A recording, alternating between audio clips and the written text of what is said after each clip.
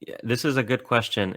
I mean, basically, what we're asking is if it's possible to sort of jump across categories, to be one kind of thing and then to become another kind of thing. The theologian David Bentley Hart, in his recent book, it's called "You Are Gods," published by Notre Dame University Press. He gives this example: you cannot take a rabbit and turn it into a turnip. A rabbit cannot become a turnip, right? The reason why is because rabbits and turnips are too far apart from each other. They're just totally different kinds of things.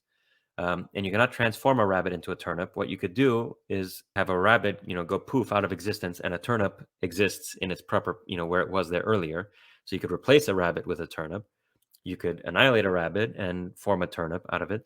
But a rabbit cannot become a turnip. You cannot sort of cross categories like this. They're just too different. So the question is: say Jesus existed as an angel or as a human. Can he become a human being? Can he become Can he go from being an angel or a divine being to becoming a human being? You might think that they're just two different sort of categories, and you cannot make that jump. You can replace the angel with a human being, but you cannot have an angel become a human being because they're just too different. The only way you can have one thing become another sort of thing is if there's a kind of a continuity between them. For example, the reason why I can go from being a bachelor to being married is because there's a continuity. You can be a male who is a bachelor, or you can be a male who is married. And so the maleness, this sort of common term, allows me to transfer from being one to the next. You can go, for example, from being a child to being an adult, because you can be a child human and an adult human, right? So there's a common term, humanity, and you can go from being a child human to being an adult human. There's something the same. There's a continuity between these two things that allows you to go from being one to being the other. David Bentley Hart, interestingly enough, argues in that book that the only way that God could become incarnate if he's already incarnate. There has to be some sort of continuity between God prior to the incarnation and Christ as a human being after the incarnation.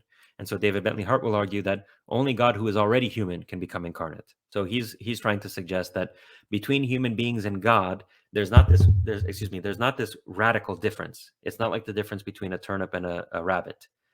There's a kind of a continuity. There's something the same here, which allows God to go from being God and not human to being God and human. This is controversial because in the Catholic tradition, the idea was that God is unlike everything. He's in a totally different category. He is not like us. He is not like the animals. He's not like the material world. God is just a totally different kind of thing altogether.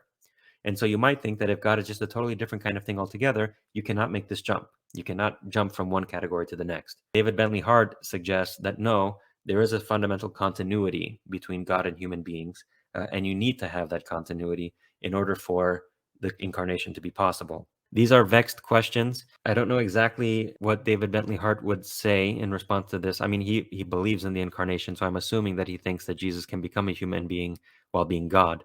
But his answer to that is because he's already human in a sense before the incarnation.